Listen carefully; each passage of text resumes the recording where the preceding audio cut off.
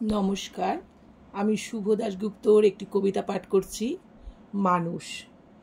ভাত খাচ্ছ, ডাল খাচ্ছ, খাচ্ছ যে তরকারি, কে যে সেসব বানিয়ে দিচ্ছে জানাটা দরকারি। জামা পরছো, প্যান্ট পরছো, পরছো টুপি মোজা, কে যে সেসব তৈরি করছে জানতে হবে সোজা। পথে হাঁটছো, চাপছো গাড়ি, পড়ছো গ্রন্থ কত, কারা এসব দিচ্ছে তোমায় ঠিক দরকার মতো?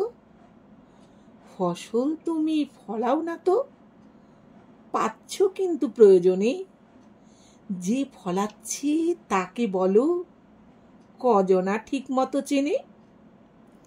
লিখবে, পড়বে, ডিগ্রি পাবে, চাকরি পাবে তুমি, তোমায় রসে বসে রাখবে তোমার জন্মভূমি।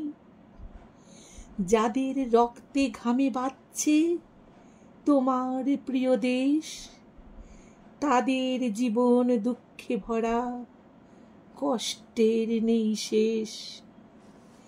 তাদের কথা বুঝতে হবে, ভাবতে হবে তাদের নিয়ে, নিজের থেকে বাইরে এসে তাদের মধ্যে যাও হারিয়ে।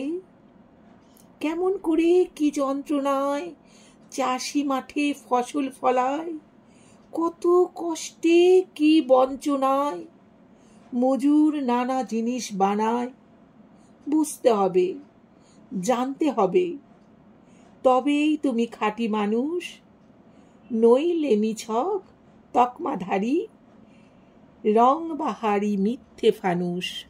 নমস্কার, কবিতাটি ভালো লাগলে সাবস্ক্রাইব করে সঙ্গে থাকার অনুরোধ জানাচ্ছি।